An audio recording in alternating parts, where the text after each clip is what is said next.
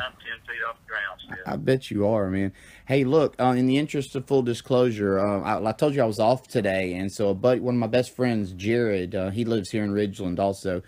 He and I were going to hang out. We still are, but he asked if he could sit in while we record this podcast. So Jared's here with us. He's not going to participate in the podcast, but he wanted to sit Okay. in since this is somewhat historic. This conversation that we'll be having.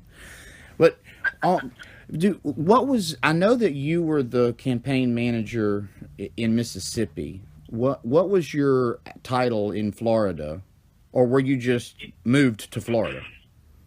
I was moved to Florida. Now I was actually the chairman of the committee to elect Donald Trump in Mississippi, and Danny Maxwell was the director for Mississippi. And then I was, as we knew, Mississippi was a red state. We were never in any danger. It was almost comical. At one time, someone reported it was a purple state, which was just silliness. You know, it's funny you Um, say that though. At one point last night, Fox News inverted the results from Mississippi and had Trump at like 38%, 38%. oh my It goodness. was Hillary was at 52, and my wife was I was at work, had to work overnight, and my wife said, "I'm pretty confident that these numbers are not correct." Correct. I'm glad I didn't see that. I'd had a heart Oh, attack. I know. And it was that way for like 10 minutes. Every time it was You're like, and kidding. I'm not joking. Every time it would cycle back around. And so Wow. I had downloaded this interactive electoral map for her, where you can change, the states as you go. And I had set the map up based on my prediction. And Yes. my prediction had Hillary winning 287 to 251. Um, Wow. and so she would change it as the night went on, and she kept asking me, "You sure you don't need me to change Mississippi to undecided?" And I'm like, "Leave that state red, okay?" But so what? All right. So what was your role in? And by the way, I'll tell you when we start the podcast. Oh, okay. Yeah, this is just to help me set up. Oh, okay. So what was My your when you got moved? You got my moved. role When did you get moved to Florida? changed in August. Okay. August, I think it was 22nd, Okay. and they had called. This was a very lean campaign. There were about 75 of us that were actual staff across the country for the primary, which Wow. is shocking. But as a result, we all got to know each other, and you may or may not know, but we were pulling people as a state's primary was completed. Hey Mitch, hang on a Then second. all Hang on. yeah, I'm gonna go ahead and start the podcast because you're giving me information that I want to go ahead and get in here. So even if I have to ask questions to clarify, yeah, I'm fine with that. So I'm gonna go ahead and start it now. Okay. okay, Welcome to the Political Beast podcast here on in the historic day of Wednesday, the day after Donald Trump has apparently done what none of us in the media predicted, which is take the presidency, take the White House, and make irrelevant the mainstream media.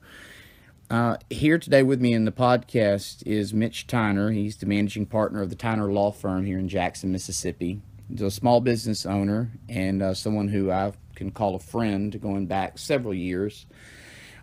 It's interesting. The first time that I ever was introduced to Mitch was during his 2003 gubernatorial bid here in the state of Mississippi. And I'll never forget, Mitch. What really stood out to me was the first time I saw you was on television, and you had a wonderful, wonderfully positive, refreshingly positive political ad, which began at your front door. You remember this? I do remember that.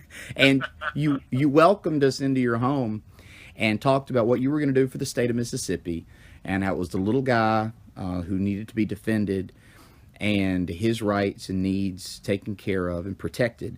And the ad ended with you getting on your campaign bus. And do you remember Uh-huh. what the last thing you said in that ad? Gosh, I don't, Gabe. My It's you goodness. said you well, I'll tell you. You said some people are saying this is a David and Goliath story. Well, I'm fine with that as long as it ends the same way.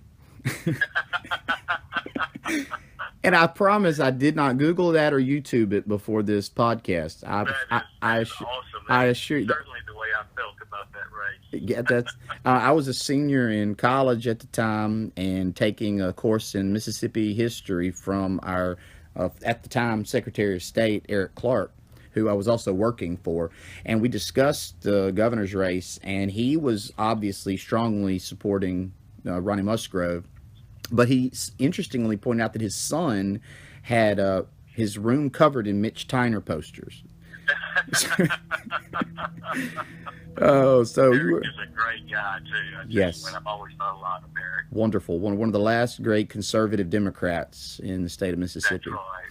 That's right. So, Mitch, you were in charge of the Trump campaign here in Mississippi, and obviously we're talking to you primarily because of your role in the astoundingly overwhelming victory all over the very important state of Florida.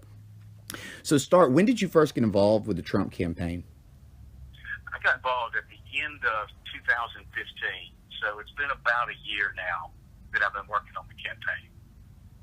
And tell us how the process went through the primaries up to when you moved to Florida to work on the campaign down there. It was really it was the most unorthodox campaign I think I've ever seen. Mr. Trump is known for delivering projects on time and under budget, and he did the exact same thing through the primary and the general election as well. He had an extremely lean team. At the peak, I think, in the primary, we only had about 75 actual staffers. And compared with any other campaign, that was a very small fraction. When you say 75, you're saying during the primary process? That's right. And that's nationwide? Nationwide. And so, and I was telling you a minute ago, as a consequence of that, well, he would move those people around. And so as one state's primary completed, he'd yank those folks out of that state and send them to the next state that he thought was going to be competitive. When you say that he moved people, I guess I should have led with this. Let me ask you a question. What's your personal relationship with Trump? How often did you interact with the president-elect? The amount of communication directly with Mr. Trump was fairly small. In fact, the most time I actually spent with him was in Florida. But that's I'm glad you asked that, because it reminds me to tell you why I even got on board with Donald Trump. Sure. In 1987, I was a law student, and the book Art of the Deal came out, and I read it, and I was thoroughly impressed with the man. And it was a simple book to read, and I encourage your listeners to go pick it up. I'm sure you can get it cheap at Amazon or something, and you can read it in a day. The neat thing about him was, and he even said in that book, was that he got along with the guys on the street, the cab drivers, the policemen, the normal everyday folks, and that has never, ever changed. The other thing that was striking to me after I read his book and then watched him over the years, he was very, very successful young man in New York City, in Manhattan.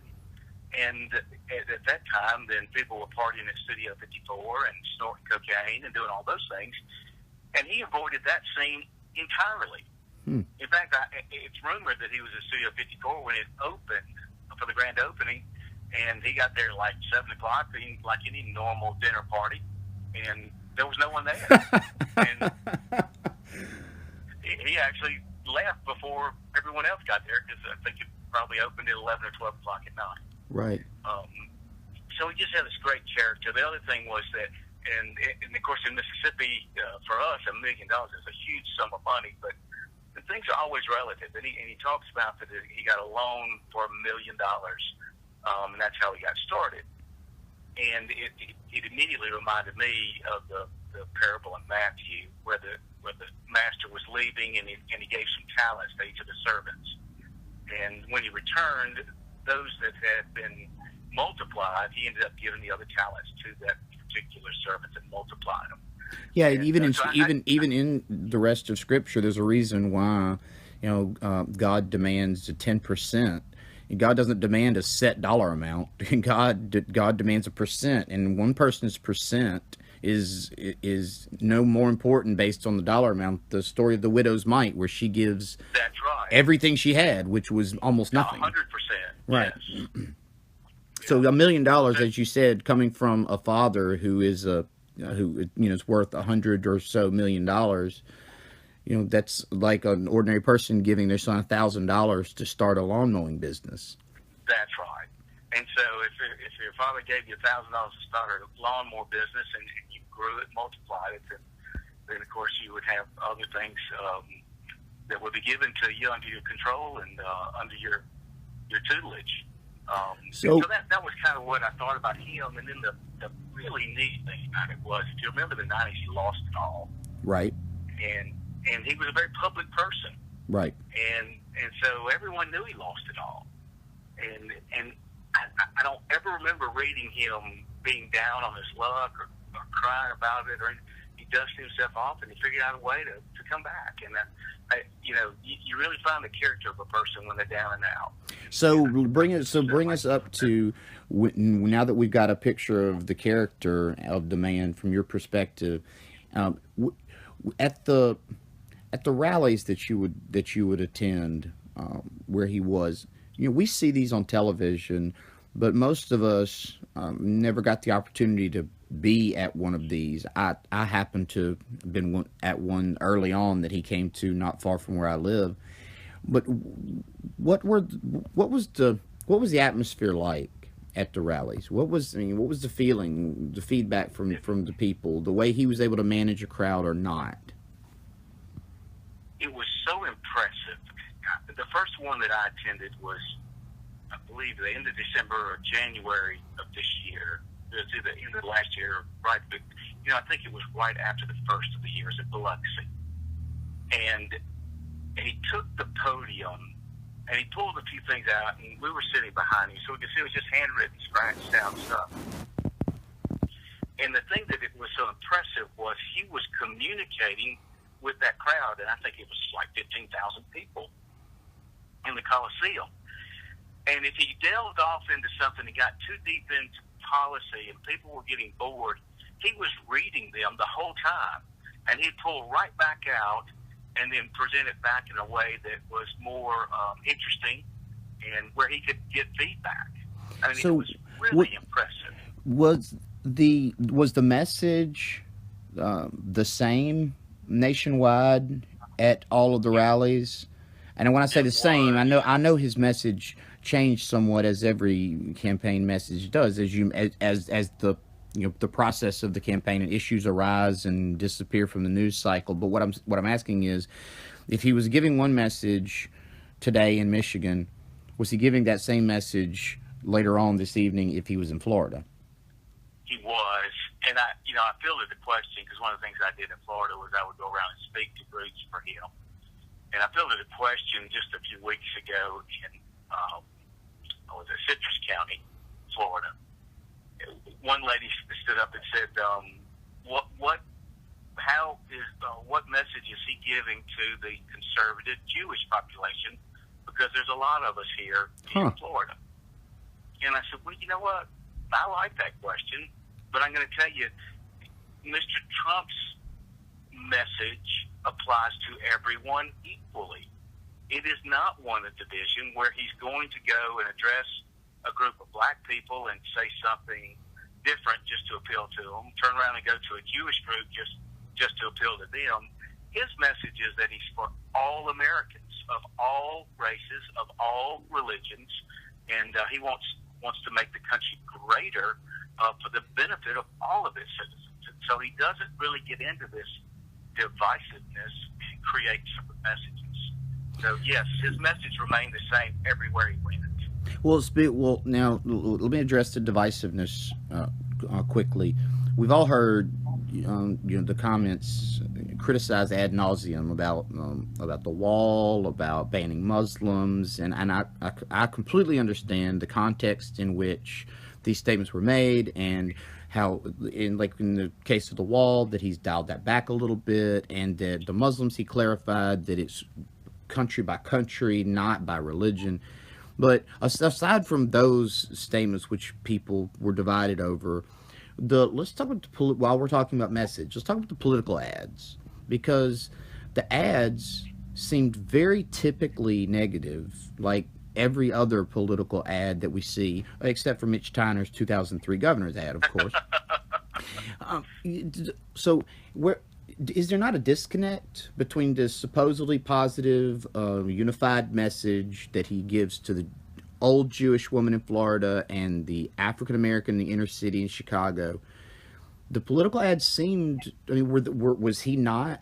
Was he not the author, or at least the editor of these ads? Because they're just stereotypical negative political ads, at least from my perspective. Gabe, I don't know what ad you're talking about in particular. They were running a good many ads in Florida, but I got to be candid, I didn't see much television while I was there. Well, I actually have a brother who works for TiVo, and his job is to do nothing but watch television, and he happens to live in North Carolina, where just about every advertisement on television was a political ad for either Hillary or Trump. And he did a breakdown, because he had to watch it anyway, because this is his job. And he said that Hillary's ads were about 3 out of 4 were direct and negative attacks on Trump. Trump's were more 2 out of 3. So we're talking about 75% to 66%. But still, direct negative attacks on his opponent, Hillary Clinton. And I'm not trying to trap you here at all. I'm just puzzled over the. I just don't. If you've got a particular one, I'd be glad to address it. I can't. I suspect he probably would have brought up Benghazi. Yeah, almost everyone was targeting the Benghazi issue or the email issue. Oh my goodness gracious! Well, that's good to know. I mean, the email issue it's over the top. I mean, when Comey came out and said that there was no intent to violate the law, and yet she permanently destroyed emails that had been subpoenaed. Every lawyer in this country knows that that's illegal, and that is intent. Yeah, we've had multiple CIA agents, retired mostly, but that have come out and said that if any of them had mishandled, not just purposefully dealt with them on a personal server, but just accidentally mishandled one classified email, that they would have been drummed out of the service, if not convicted and imprisoned. That's right. So, yet she intentionally had that service set up.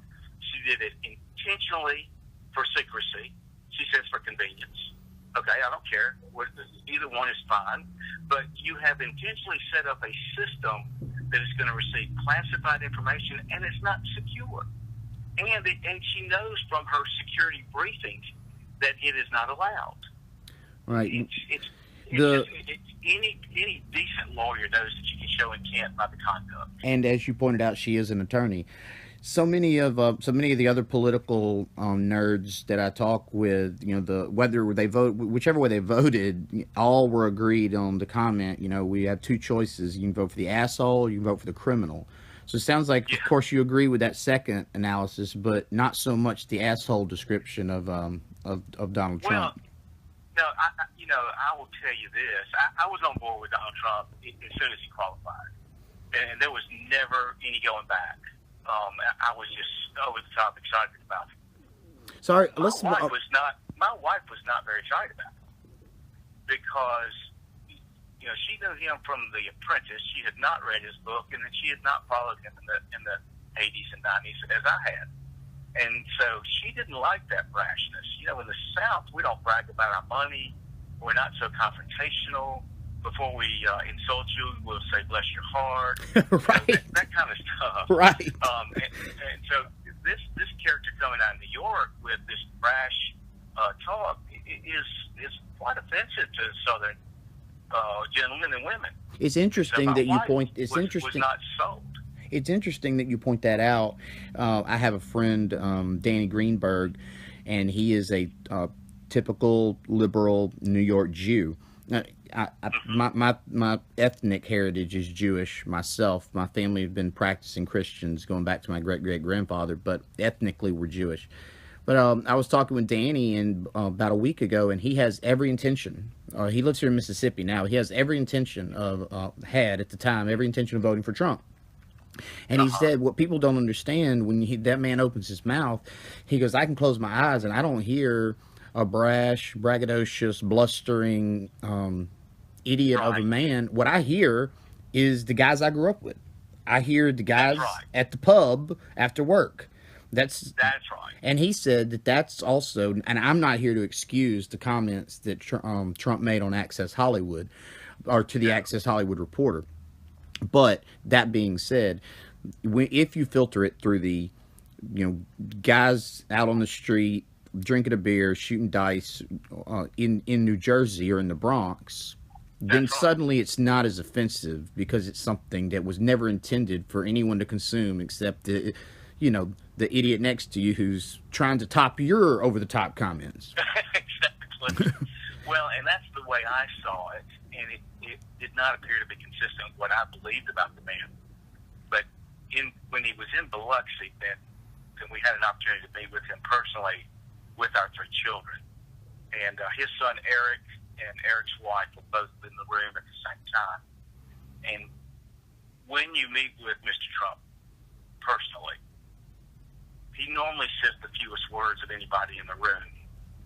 He is kind, he is gracious, he's caring, and she saw how he treated our children, and she became a great fan. I mean, it was night and day, and it's the same in a boardroom. He may not say 10 words, and 10 people around are offering suggestions, and you think sometimes maybe you're not getting through, and he walks out of that room, and 10 minutes later he's giving a speech, and 3 of the things that were brought up in that room come out in that speech. It's truly amazing. All right, so let's get to Florida. When did you move to Florida? And then moved to Florida August, I believe it was the 22nd. And we had, as I was saying before, we had such a small group of people across the country working on the campaign. We all kind of got to know each other, and that culminated very well in Cleveland. So we knew that Florida was going to be a swing state, and I knew that the director and the deputy director, and they said, would you please consider coming to Florida? And so when we were certain that we were red state, then I said, yes, call me when you need me. And sure enough, on a Sunday afternoon, I get a call, and they said, we booked you a flight for 7 o'clock tomorrow morning. Wow. I said, wait, no, I got things I got to do. I can't just walk out. And they said, we've got to have you. Please get on that plane in the morning. And so I stayed up the entire night getting things put aside and from my businesses and my law practice, and flew down there. So what was the basic strategy of your team in Florida? There were multiple things going on, and one of the things that we wanted to do, or they wanted to do in Florida, was to offer new registrations, and so when I got there, and I didn't even know for sure what all they wanted to do, they had an RV they wanted wrapped and ready to go by Wednesday so that Mr. Trump could see it when he was in Tampa. So I endeavored to get a RV rented, wrapped, and decked out, ready for him to basically step on board as the christening fella for what was going to become a fleet of 3 RVs that will be dispatched all throughout Florida. So was that the primary strategy? Was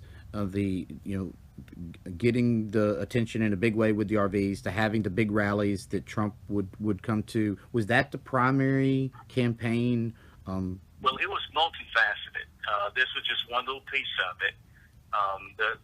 The purpose of the RVs was to offer registrations out in the community where they may not otherwise know how to register.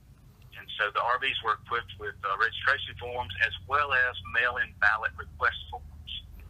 and those were dispatched north, central, and south. We said mail-in So ballot. You're talking about like for early early voting. early voting.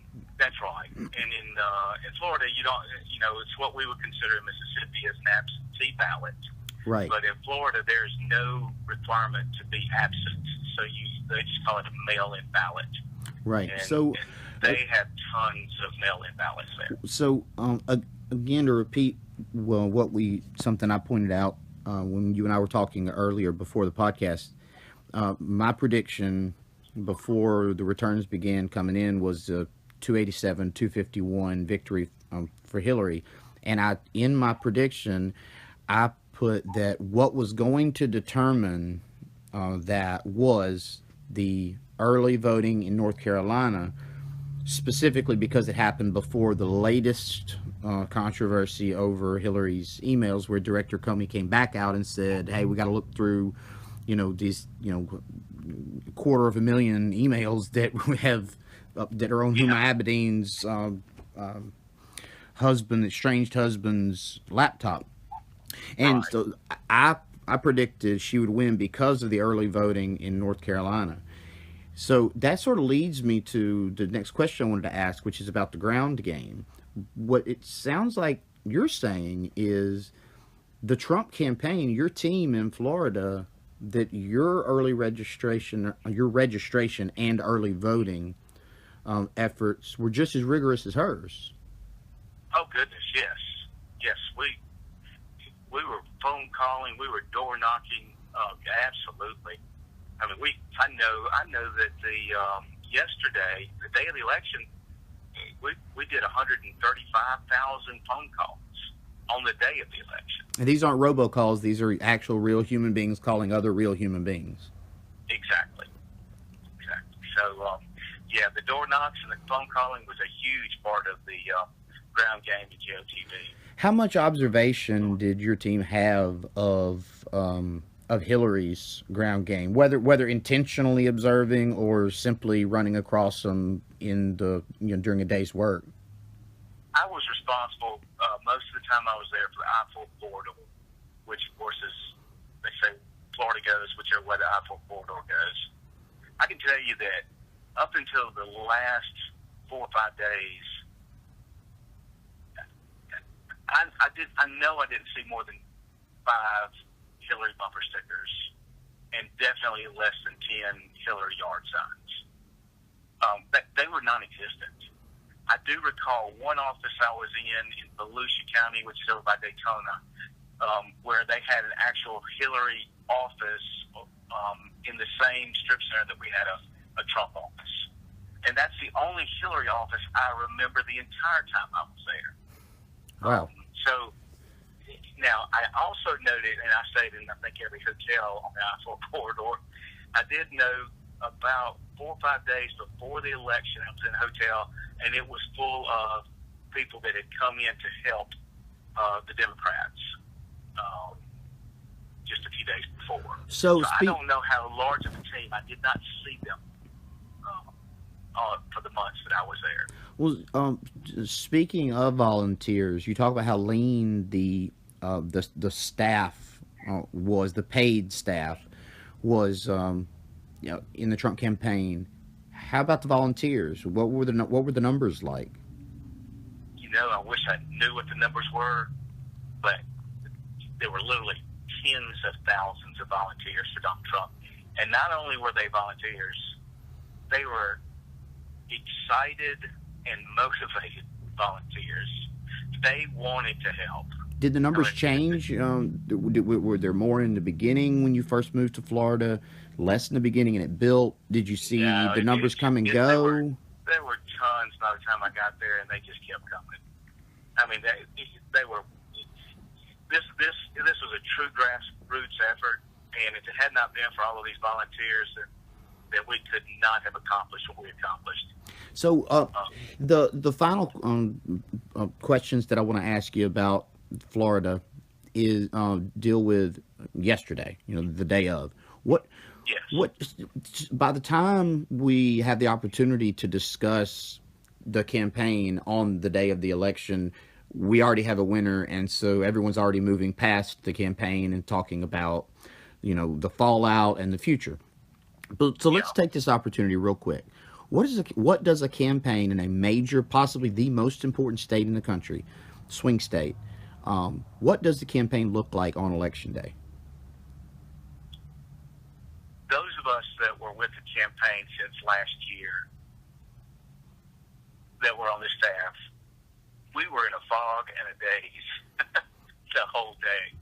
Now, we were busy running numbers and getting people to precincts where there were issues. But we were in somewhat of a fog all day long. Now, so as far as the war rooms set up. As far as the campaign goes, what you're telling me is the primary effort on election day is getting people to the polls who have some reason why they're having trouble getting to the polls. Yes. I got you. And so we're troubleshooting everything. And I was actually, as an attorney, I was on the election day operations team, and so we would field the calls where there were potentially fraud happening, and there were thousands of improper votes cast. We know that. And these were alerted. You were alerted to this by the watchers, the poll watchers that Trump had recruited to sit and watch for rigs. More poll watchers for Trump than any candidate had ever had for any election in Florida. And what were the primary? You said there was fraud. That we know that there were thousands of votes cast that were improper. What was the biggest problem? People voting that weren't that.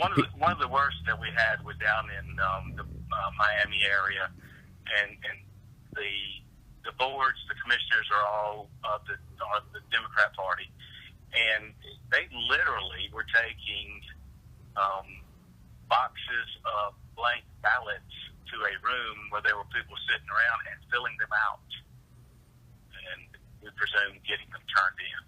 This sounds exactly like what the Republican Party accused the Democrats of in the Gore-Bush election. Yes. Yep. It was awful. It was just absolutely awful. And so we jumped on it. Now, I'll also tell you, late in the day, Broward only had half of their precincts in, and Palm Beach County only had half of theirs in. And we know that the last report are going to be the Panhandle, where we're very, very strong. And so we dispatched attorneys to go find out what was going on there. We felt like they were being held out so they could count what the Panhandle did to see if they could generate additional ballots. That was our suspicion. I've not confirmed it.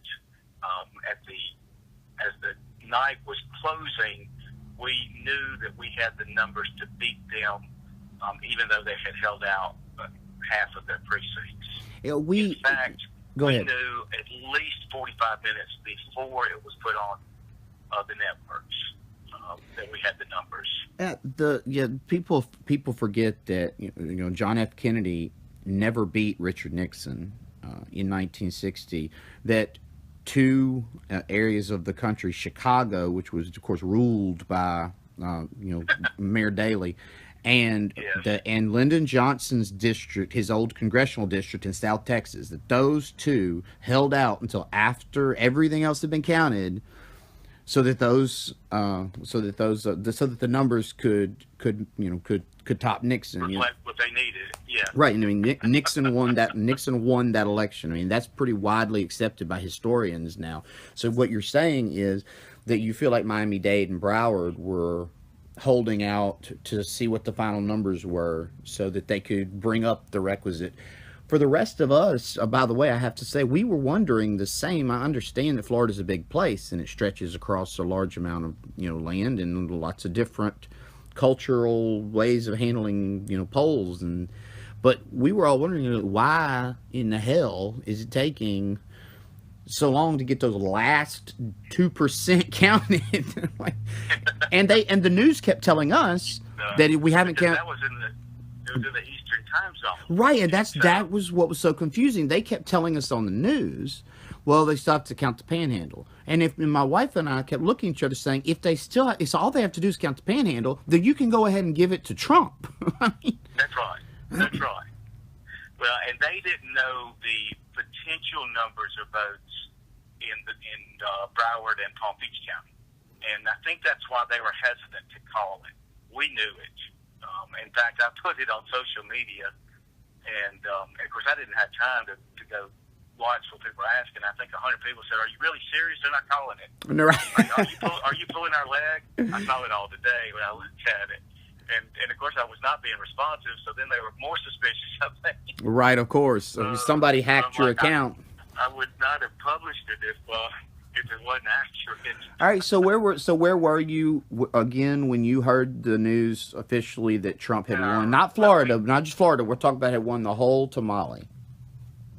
Oh my goodness, Mom had flown in, who I'd been away from basically since August. I'd been home one time. So she flew in, thank goodness. But we had been at it all day long, and by about 3 o'clock, it appeared to us that it was probably going to be the following day or today, during the day, that it would be called. And so we were laying down, but with the television on in the hotel room in Orlando when Pennsylvania was called. Wow. And I got to tell you, Gabe, I was a schoolhouse boy jumping up and down on that bed and hooping and hollering.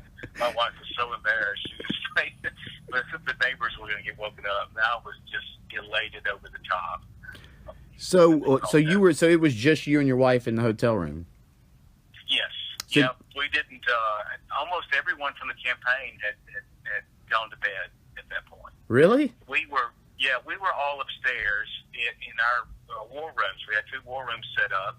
And then there was a ballroom of probably 5,000 people on the first floor. And we went there one time for maybe 5 minutes. It came right back up because we just had too much work to do to be down there celebrating with all of these. All right, so after you people and volunteers.